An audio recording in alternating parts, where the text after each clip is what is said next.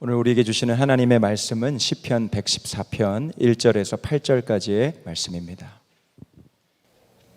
이스라엘이 이집트에서 나올 때에 야곱의 집안이 다른 언어를 쓰는 민족에게서 떠나올 때에 유다는 주님의 성소가 되고 이스라엘은 그의 영토가 되었다. 바다는 그들을 보고 도망쳤고 요단강은 뒤로 물러났으며 산들은 순양처럼 뛰놀고 언덕들도 새끼 양처럼 뛰놀았다. 바다야, 너는 어찌하여 도망을 쳤느냐? 요단강아, 너는 어찌하여 뒤로 물러났느냐? 산들아, 너희는 어찌하여 순양처럼 뛰놀았느냐?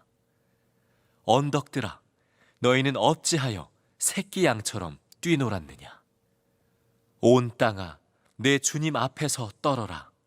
야곱의 하나님 앞에서 떨어라. 주님은 반석을 웅덩이가 되게 하시며 바위에서 샘이 솟게 하신다. 모세가 죽기 전에 이스라엘 백성들에게 너희는 행복한 자로다, 그런 선언을 했습니다.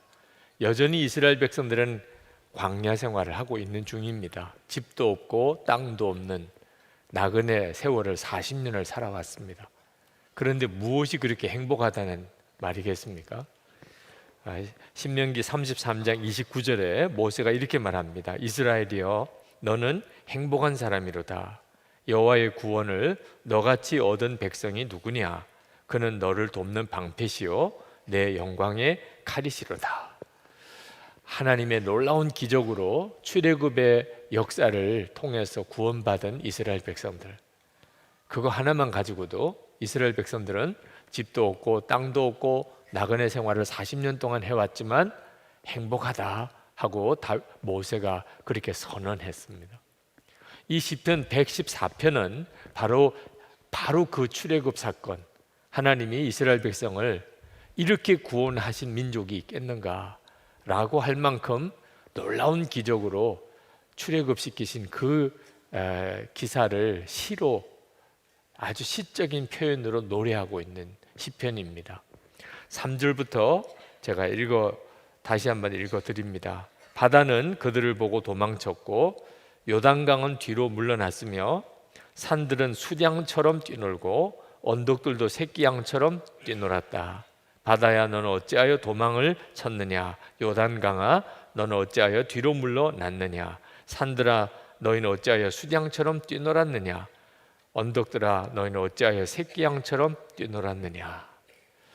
참 시적인 표현이지만 너무나 생생한 감동을 주는 표현이기도 합니다. 마치 영상을 보듯이 홍해가 갈라지고 요단강이 갈라지고, 그리고 모세가 하나님의 말씀을 받을 때 지진이 일어나서 산과 언덕이 요동치는 그 장면이 눈에 그려지는 감동이 있습니다.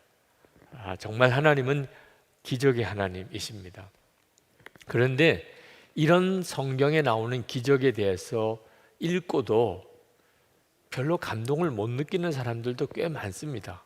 교회에 나오는 사람들 중에, 오늘 이 자리에 계신 분들 중에도 성경에는 늘 그런 기적에 대한 이야기가 많았지, 그런 정도, 심지어 조금 더 나가면 그건 무슨 전설 같은 이야기지, 나중에 다 사람들이 꾸며서 쓴 거겠지, 그렇게 생각하는 분들도 실제로 많이 있습니다. 그러니 은혜가 되겠습니까? 그렇게 생각하는 이유가 있는데, 그것은 실제로 지금 자기의 삶 속에서 하나님의 기적을 보지 못하기 때문입니다. 성경에는 수없는 기적이 나와 있는데 내 삶 속에서는 하나님은 전혀 역사하거나 기적을 행하시지 않으시니, 그러니 이게 어떻게 믿어지겠냐, 그런 거죠. 실제로 제가 아주 철없을 때는 그런 생각했습니다. 하나님께서 조금만 믿는 성도들을 도와주시면 그러면 전도가 얼마나 잘 되겠습니까? 하나님이 계시다 안 계시다 논쟁할 게 뭐가 있겠습니까? 하나님의 기적을 하나님이 조금만 보여주시면 그러면 신앙 논쟁 다 끝나는 것이고 신앙 갈등 다 사라지는 것이고 전도문은 활짝 열리지 않겠습니까? 우리가 하나님에게 기대하는 것이 무슨 큰 거 아니죠. 그죠? 우리 자녀들 좋은 대학 들어가는, 그죠? 우리는 그렇게 아주 작은 것만 원합니다. 그죠? 그리고 우리 사업 잘 되는 거, 아무리 불경기라도 성도들의 사업은 잘 되게 해주시고, 그리고 언제나 우리가 건강하게, 병이 들었다가도 기적처럼 치유되게 해주시고, 우리가 원하는 건 그렇게 아주 작은 것들입니다. 하나님이 하시는데 뭐 어려우시겠어요? 천지를 지으신 하나님이 그 정도가 뭐가 어려우시겠어요? 누구든지 그냥 예수만 믿겠다고 하면 모든 일이 다 잘 되게만 해주시면, 그러면 전도가 얼마나 쉽겠어요? 힘들고 괴로워하고 고통당하는 사람들에게 쓸데없이 고민하지 말고 교회 나와봐. 근데 내가 너무 잘 되고 있는 사람이라면 그러면 권위가 있잖아요. 그런 철없는 생각도 했었습니다. 실제로 우리가 살아가는 동안에 그런 생각이 수시로 듭니다. 하나님이 진짜 살아계시다면 하나님 좀 기적으로 역사해 주세요. 그런데 여러분 한번 생각해 보십시오. 정말 기적이 일어나면, 하나님이 기적을 행하시면 우리가 하나님을 더 잘 믿게 될까요? 그럴 거라고 생각이 드는데 실제로 그런지는 다릅니다. 자, 출애굽할 때 하나님이 엄청난 기적을 행하셨어요. 애굽에는 10가지 재앙을 내리고 홍해를 가르시고, 그리고 반석에서 물이 나게 하시고, 불기둥 구름기둥으로 인도하시고, 매일 만나를 먹이시고, 말씀이 임할 때는 정말 지진이 일어나고, 하나님이 살아계신 것을 믿지 않을 수가 오히려 어려울 정도의 그런 수많은 기적을 행하셨는데, 이스라엘 백성들은 그것 때문에 그 다음부터 하나님을 정말 잘 믿었고 하나님의 말씀대로 살았고 항상 기뻐하고 범사에 감사하고 그랬죠. 여러분이 가지고 있는 성경에는 그렇게 나오지요? 그렇지 않습니다. 우리가 성경을 가만히 읽어보면 이해가 안 될 정도예요. 아니, 그런 하나님의 기적을 경험하고도 어떻게 출애굽한 지 얼마 되지 않아서 금송아지를 만들어 섬길 수 있습니까? 어떻게 그렇게 끊임없이 불평하고 의심하고 원망하고 살 수 있습니까? 그게 기적을 경험한 이스라엘 백성들의 모습이었습니다. 하나님은 다 아십니다. 우리가 믿음을 바로 갖게 되고 성숙한 믿음을 갖는 것이 기적으로 되는 일이 아니라는 거예요. 기적을 보여주어서 그 일이 이루어지는 게 아니라는 거예요. 만약에 하나님이 기적을 행하셔서 야, 정말 기적이구나, 이런 일이 벌어지면 사람들이 다 예수님을 믿고 그리고 다 성숙한 믿음이 된다면 그렇게 하셨겠죠. 예수님께서도 병자들을 고치고 귀신을 내어쫓는 수많은 기적을 행하셨지만 어느 순간에 가서는 다 중단하셨습니다. 예수님이 오병이어의 기적을 행하실 때 사람들이 얼마나 벌떼같이 몰려들었는지, 예수님을 당장 왕으로 옹립하려고 그런 움직임까지 있었습니다.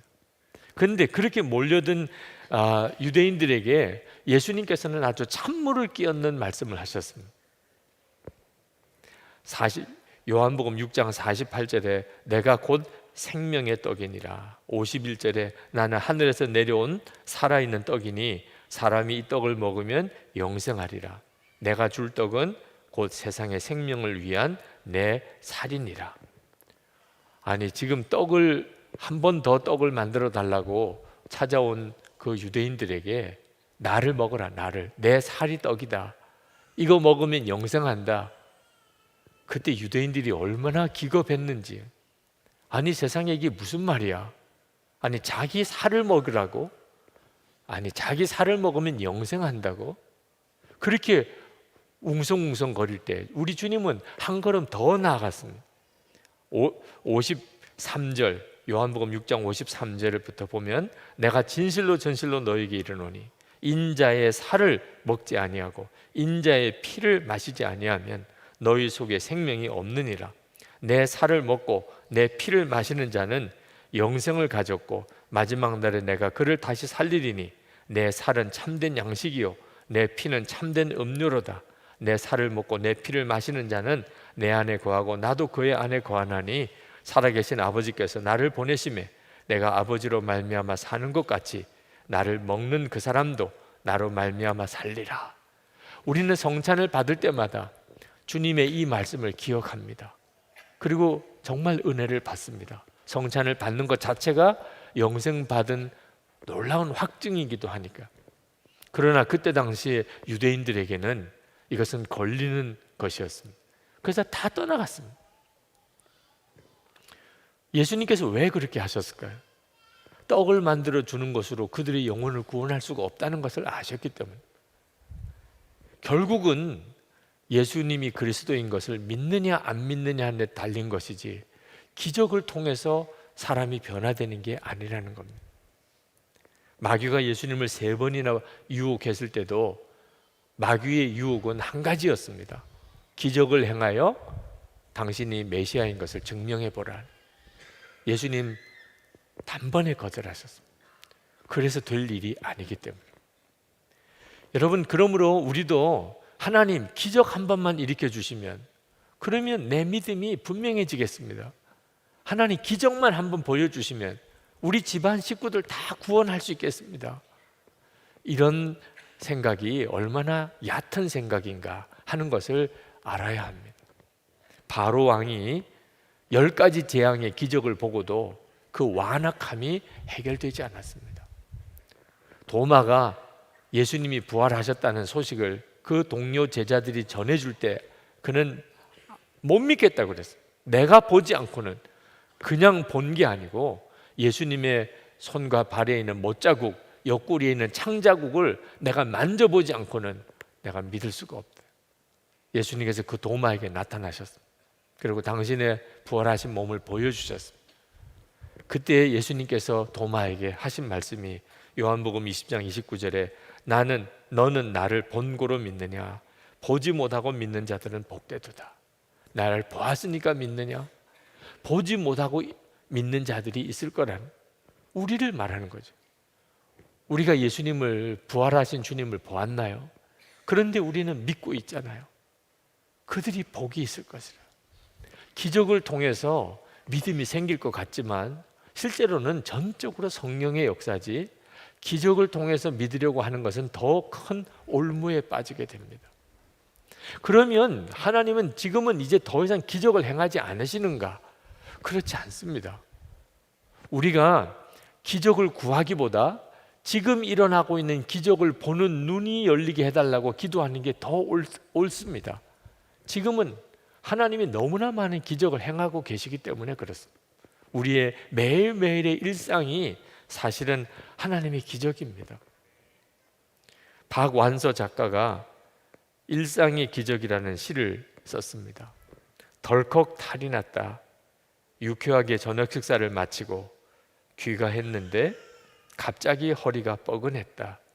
자고 일어나면 낫겠거니 대수롭지 않게 여겼는데 웬걸 아침에는 침대에서 일어나기조차 힘들었다.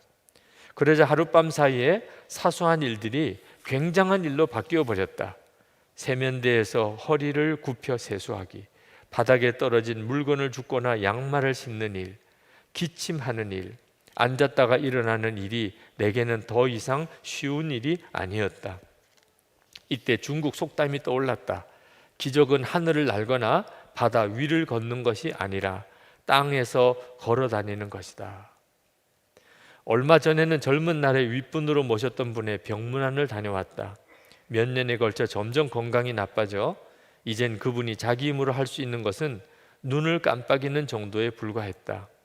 예민한 감수성과 날카로운 직관력으로 명성을 날리던 분의 그런 모습을 마주하고 있으려니 한때에 빛나던 재능도 다 소용없구나. 서글픈 마음이 들었다. 돌아오면서 지금 저분이 가장 원하는 것이 무엇일까 생각해 보았다. 혼자서 일어나고 좋아하는 사람들과 웃으며 이야기하고 함께 식사를 하고 산책을 하고, 그런 아주 사소한 일이 아닐까. 다만 그런 소소한 일상이 기적이라는 것을 깨달을 때는 대개는 너무 늦은 다음이라는 점이 안타깝다. 여러분, 우리는 정말 기적 가운데 살고 있습니다. 어떤 사람이 보기에는 내가 아주 평범하고 일상적인 그런 생활을 하는 것 같아 보이는 이 모든 것이 다 기적입니다. 폭염 때문에 우리가 다 고생하지만 그래도 이렇게 뜨거운 여름이라도 지구에 살고 있는 우리는 정말 기적 그 한복판에 사는 겁니다. 여러분, 우주 전체에 수많은 별들이 있습니다. 어느 별도 멀리서 보면 반짝반짝 아름다운 빛을 내지만 실제로 그 천체에 가까이 가서 들여다보면 다 지옥과 같은 그런 상황입니다. 어느 별도 그렇습니다. 태양은 너무 이글거리죠. 어떤 곳은 먼지만 자욱한 그런 황량한 그런 별이죠. 그 이 온 우주에 있는 그 수많은 별들 중에 지구만 사람이 살기에 딱 알맞게 그렇게 존재합니다. 여러분, 이게 우연일까요? 아니면 하나님이 정말 그렇게 창조하신 것일까요? 어떻게 다른 우주에 있는 모든 천체는 다 사람 산다는 건 엄두도 내지 못할 정도로 그렇게 끔찍한 환경인데 지구만큼은 이렇게 아름답고 살기 좋은 그런 별이 되었을까요? 태양을 하나님이 만드시고 가장 적절한 곳에 지구를 위치해 놓으시고 그리고 지구가 스스로 자전하게 만드시고 여러분, 이 모든 일들이 정말 기적 아닙니까? 바다가 갈라지고 요단강이 갈라지고 산과 들이 지진이 일어나고 요동하는 것도 우리가 보기에는 기적 같지만 지금 우리가 이 지구 한가운데 살고 있다는 것 자체가 정말 믿어지지 않는 기적 중에 우리가 살고 있는 거죠. 눈이 뜨이지 않아서 보지 못하는 것뿐입니다. 잃어버리고 난 다음에, 사라지고 난 다음에서야 그때가 정말 하나님의 기적과 같은 은혜 속에 살았구나, 그제서야 깨닫는 게 안타까운 거죠. 그런데 예수를 믿는 우리들은 모든 사람들이 누리는 이런 일상의 기적과 또 비교할 수 없는 하나님의 기적과 은혜를 받고 삽니다. 이스라엘 백성들이 출애굽할 때 그들이 경험했던 기적은 홍해가 갈라지고 요단강이 갈라지고 산과 들이 요동하는 것이 아니었어요. 진짜 기적은 2절 말씀에 나옵니다. 2절 말씀에 이렇게 기록하고 있습니다. 유다는 주님의 성소가 되고 이스라엘은 그의 영토가 되었다. 그 다음부터 이제 홍해가 갈라지고 요단강이 갈라지는 이야기가 뒤에 나옵니다. 이스라엘이 경험했던 가장 큰 기적은 이제 유다는 하나님의 성소가 되고 이스라엘은 하나님의 영토가 되었다는, 하나님의 성소가 되었다는 말은 하나님이 그들 가운데 임재하시고 그들이 하나님의 영토가 되었다는 말은 하나님이 통치하시는 나라가 되었다는 거죠. 이것이 이스라엘 백성들이 누리는 가장 놀라운 기적입니다. 어느 민족도 그런 민족이 없었습니다. 근데 여러분, 우리가 예수 믿는 우리가 꼭 그와 같은 기적과 은혜를 받은 것 아시죠? 우리는 성령이 임하시는 하나님의 성전입니다. 예수 믿고 하나님의 성령이 우리 가운데 오셔서 우리가 하나님의 성전이 되었고 예수님은 우리의 왕이십니다. 우리 자신이 하나님의 영토가 된 거죠. 하나님이 왕이신 곳이 하나님의 영토니까. 이것이 예수 믿을 때 우리에게 임한 놀라운 기적입니다. 7절 말씀에 보면 온 땅아 내 주님 앞에서 떨어라. 8절에 보면 주님은 반석을 웅덩이가 되게 하시며 바위에서 샘이 솟게 하신다. 정말 이런 하나님의 기적이 하나님을 믿는 우리들의 삶 속에서 계속 일어나고 있는 걸까요? 그렇습니다. 여러분의 눈이 뜨이고 나면 여러분이 다 놀래기도 하고 정말 감격하기도 합니다. 우리는 마지막 날 하나님을 뵐 겁니다. 그때는 하나님이 계시다 안 계시다 말할 사람 아무도 없겠죠. 그러나 여러분, 지금 우리는 여기서 하나님을 뵙는, 얼굴을 뵐 수 있다는 것을 아십니까? 분명히 이렇게 약속하셨습니다. 요한복음 14장 18절 19절에 내가 너희를 고아와 같이 버려두지 아니하고 너희에게로 오리라. 조금 있으면 세상은 다시 나를 보지 못할 것이로되 너희는 나를 보리니 이는 내가 살아있고 너희도 살아있겠습니다. 분명히 약속하셨습니다. 예수 믿는 사람은, 세상 사람은 예수님을 보지 못하겠지만 예수님을 믿는 사람은 예수님을 볼 것이라. 여러분 안에 계신 주님을 여러분 바라보는 눈이 뜨이셨습니까? 오만에 가 계신 선교사님이 선교 편지를 지난 주간에 보내주셨는데 그 편지 속에 무슬림에서 기독교를 개종한 한 청년 이야기를 했습니다. 그 청년은 고향이 감비아라고 하는 곳인데 거기서 무슬림 가정에서 태어났습니다. 그런데 20살 때 그가 환상 중에 예수님을 만났습니다. 그리고 그가 회심하고 그리고 예수를 믿게 되고 그리고 하나님께서 그를 믿음으로 훈련시키셔서 지금은 오만에 와서 거기서 살고 있습니다. 그 오만에 있는 다른 무슬림들이 무슬림에서 기독교를 개종했다고 그를 처음에 얼마나 핍박했는지 모른답니다. 그런데 그가 담대하게 그렇게 말함으로 인해서 더 이상 누구도 말하지 않게 됐다는, 무슨 말을 했느냐 하면 내가 전에는 앞을 보지 못하는 맹인이었습니다. 그런데 예수님을 믿고 내 눈이 뜨였습니다. 그랬더니 그러면 믿을만 하네. 그러고는 아무 말을 안 한다는. 아니, 앞을 못 보는 맹인이었는데 예수님 때문에 눈을 뜨고 이렇게 본댔는데 그러면 뭐 믿을만 하지. 그렇게 말을 했다는 거죠. 저는 그 편지 속에서 그 청년이 정말 육신적으로 앞을 보지 못하는 사람이었다가 예수 믿고 앞을 보게 되었다는 것에 대해서는 확인하지를 못했습니다. 그러나 그게 무슨 상관이 있겠어요? 육신의 눈이 보이지 않다가 눈이 열린 것도 기적이지만 진짜 기적은 내 영적으로 내가 맹인이었는데 내가 영안이 열려서 하나님이 살아계신 것을 알게 되고 지금도 주님이 함께 계시는 것을 바라보게 되었다는 것이 훨씬 더 놀라운 기적이죠. 죽었던 영혼이 살아났습니다. 주님의 음성을 듣지 못했던 사람이 주님의 음성을 듣게 되었습니다. 이것보다도 더 놀라운 기적이 어디 있겠습니까? 여러분은 여러분이 예수님을 믿으시고 모든 죄가 다 깨끗이 씻겨졌음을 믿습니까? 여러분은 눈이 뜨여서 정말 하나님이 계신 것이 이제는 믿어집니까? 귀가 열려서 주님이 여러분의 마음속에 주시는 음성을 듣습니까?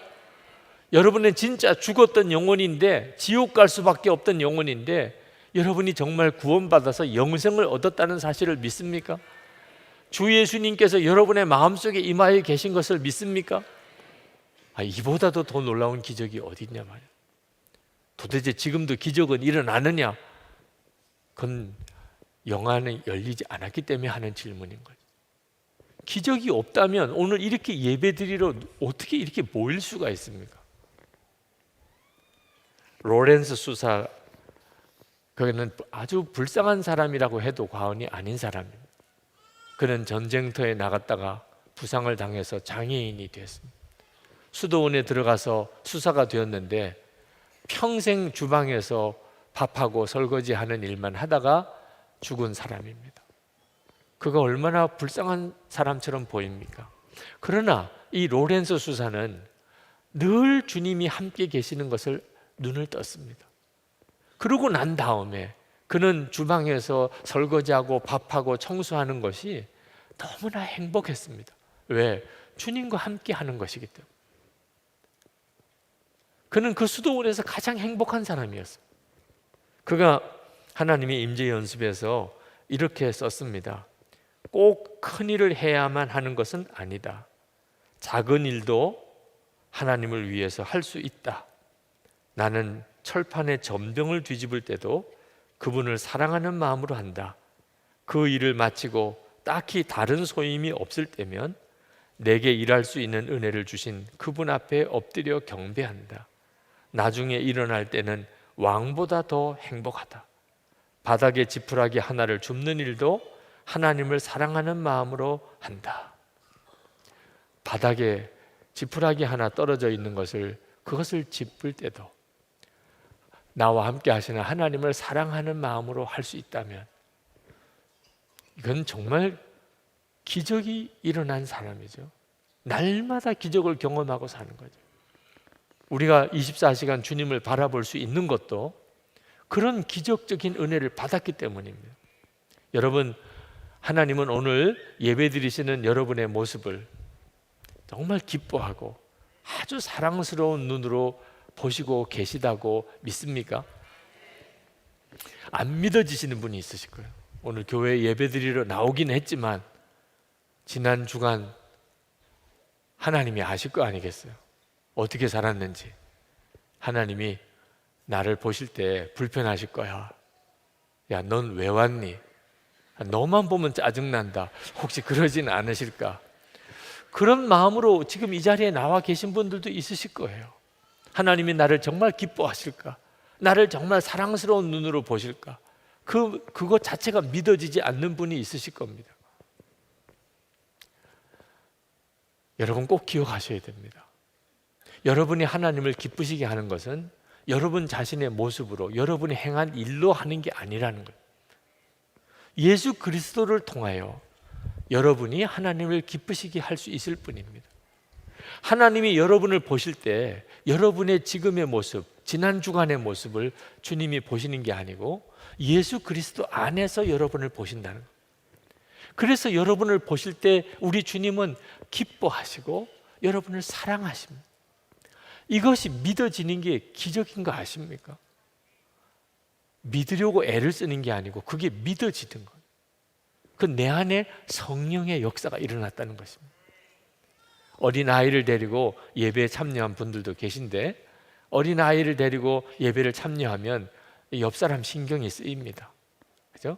누가 어린아이를 데리고 예배당에 들어오면 그러면 그 어린아이는 너무 귀여운데 걱정이 됩니다.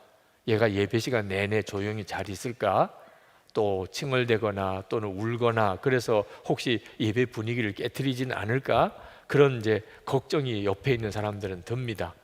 그러다가 아이가 조금 칭얼거리기라도 하면 막 불안해지기 시작합니다. 그런데 그 엄마 아빠는 어떨까요?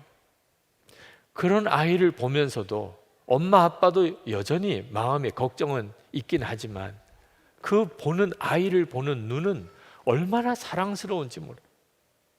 얼마나 그윽한 눈으로 보는지 모릅니다. 왜? 내 아이니까, 내 아이니까.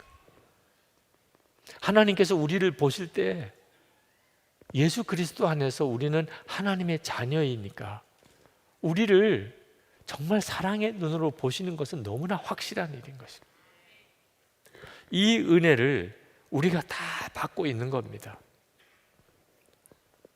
이 사람은 누구일까요? 제가 퀴즈 하나를 여러분에게 드리겠습니다. 나는 영하 40도의 추위가 두렵지 않습니다. 나는 높은 낭떠러지가 두렵지 않습니다. 나는 열대의 태양도 두렵지 않습니다. 내가 유일하게 두려운 것은 나를 기다리는 사람에게 가지 못하는 것입니다. 단 한 사람이라도 더 행복할 수 있다면 험한 길도 두렵지 않은 나는 무엇입니다. 이 사람이 누구일까요? 어떤 사람이 떠오릅니까? 야, 정말 훌륭한 선교사님인가 보다. 정말 뜨거운 열정의 전도자인가 보다. 그런 생각을 하십니까? 정답은 초코파이입니다. 초코파이 광고 카피입니다. 네. 제가 이 카피를 누구로부터 소개받고 충격받았습니다. 아니, 초코파이도 저 정도의 사명감으로 뜨겁다면 예수 그리스도로 인하여 영생을 얻고 늘 주님과 동행하는 우리는 어떻게 해야 정상입니까? 24시간 주님을 바라보면서 하나님은 제 안에 말할 수 없는 행복의 눈을 열어주셨습니다. 그 이전에는 경험해 보지 못한 것이었습니다. 사람들을 만날 때, 무슨 일을 할 때 왜 그렇게 기쁘고 사랑스럽고 행복하지요? 아무것도 변한 게 없습니다. 주님을 바라보는 눈이 뜨였다는 거 하나밖에 없어요. 그리고 모든 것이 바꿔지기 시작합니다. 우리가 내가 누리고 있는 이 구원의 은혜가 하나님의 기적인 것을, 그걸 내가 날마다 지금도 누리고 있음을 알게 되는 순간에 내 삶 전체는 뒤집어지기 시작합니다.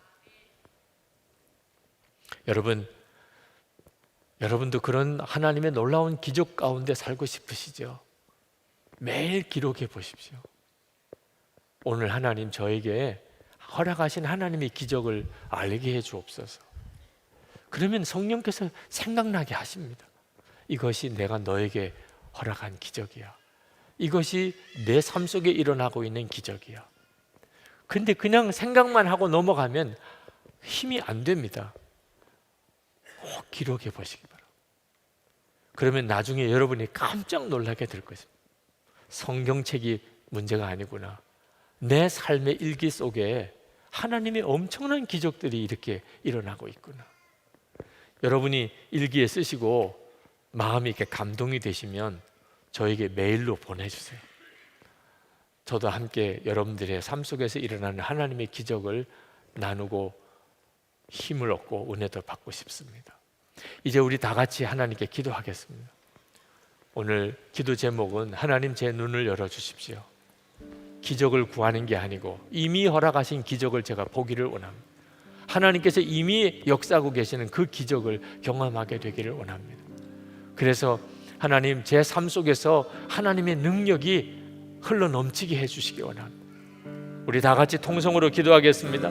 은혜와 사랑이 충만하신 아버지 하나님, 놀라우신 하나님의 은혜를 감사합니다. 역사하신 주님을 찬양합니다. 아버지 하나님, 주의 역사하심을 믿습니다. 오늘도 주의 사랑하는 성도들에게 하나님 주의 손을 더하소서. 주의 보혈로 저들을 덮으시고 성령께서 충만하게 역사해 주소서. 하나님 눈을 열어 주를 보게 하시고 우리의 삶 속에 행하신 하나님의 놀라운 일들을 보게 하시고 하나님 구원받은 우리들 안에 행하신 하나님의 놀라운 구원의 역사를 경험하게 하시고 하나님 그리하여 하나님 말씀대로 주님이 인도하시는 대로 하나님 영광을 위하여 그렇게 살게 하여 주시옵소서. 아버지 하나님, 주의 사랑하는 성도들 오늘도 하나님의 손에 올려드립니다. 맡겨드립니다. 하나님의 기적의 주인공들이 되게 해주시기 원합니다. 저들의 삶 속에 이루신 하나님의 놀라운 일들을 하나님 분명하게 바라보게 해 주옵소서. 주님 감사합니다. 할렐루야. 좋으신 아버지 하나님, 정말 하나님께 찬양과 찬양을 올려드리기만 할 뿐입니다.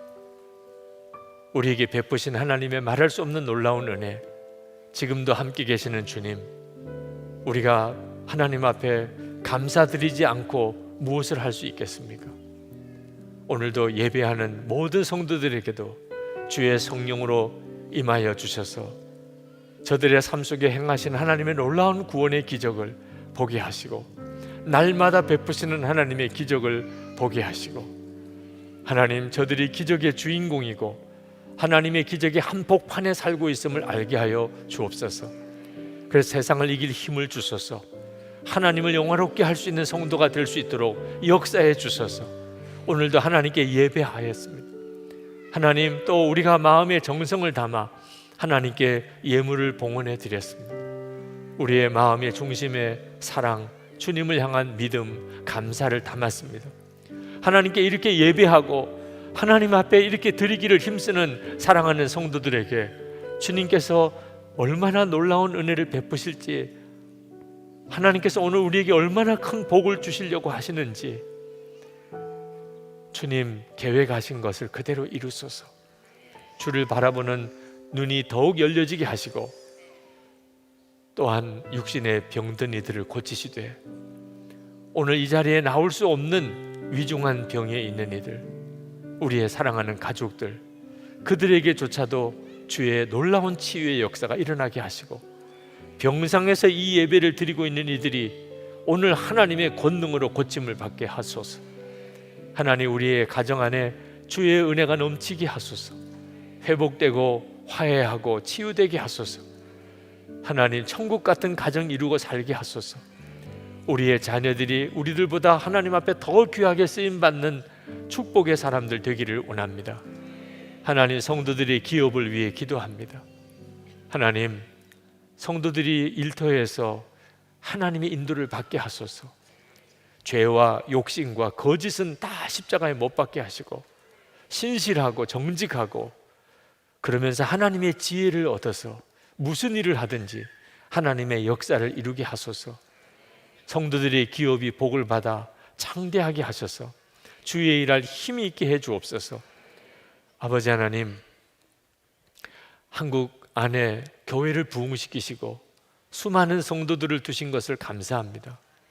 이제 교회와 성도들이 있는 이 나라, 이 민족이 정말 복이 있는 나라와 그런 복 있는 민족이 되기를 원합니다. 아직도 북한에는 억류되어 있는 김국기 목사님, 김정욱 목사님, 최충길 선교사님, 그리고 세 사람의 우리 국민이 있습니다. 중국의 온성도 목사님 비롯해서 탈북자를 돕기 위해서 고초를 당하는 주의 종들도 있습니다. 속히 저들이 풀려나게 해 주옵소서. 우리 민족이 진정한 평화의 통일, 복음의 통일이 이루어지게 해 주옵소서. 아버지 하나님, 전 세계 열방에 나가 있는 선교사님들을 주의 손에 부탁합니다. 오늘도 하나님의 기적의 주인공으로 저들의 삶의 현장에서 주의 영광을 드러내며 살게 하여 주옵소서. 라오스에 재난구호국이 지금 가 있습니다. 하나님, 일기가 안 좋은, 말할 수 없는 어려운 형편 속에 있다고 들었습니다. 주님 함께 하소서. 하나님의 위로를 전하고 오게 하소서. 하나님의 사랑을 전하고 오게 하소서. 지금 중국을 거쳐 러시아로 가고 있는 우리 청소년 선교팀이 있습니다. 하나님, 북한을 향하여 보면서 기도하는 우리 청소년들의 기도를 들어주시고 저들이 통일의 일꾼들이 되게 하시고 하나님, 저들이 건강하게 안전하게 돌아오게 주여 인도해 주옵소서. 우리 주 예수 그리스도의 이름으로 간절히 기도합나이다. 아멘. 우리 다 일어나셔서 내는 주의 영광을 보내 그 찬양을 하시겠습니다.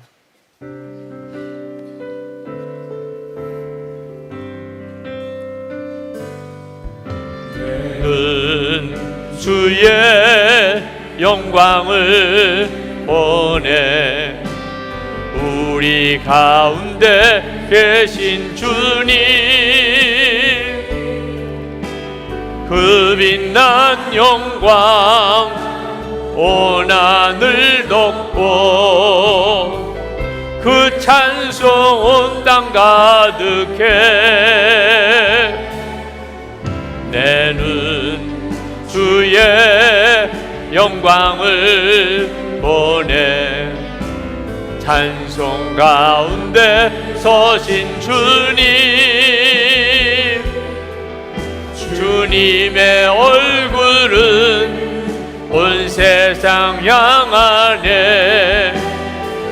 권능의 발을 드셨네. 주의 영광 이곳에 가득해.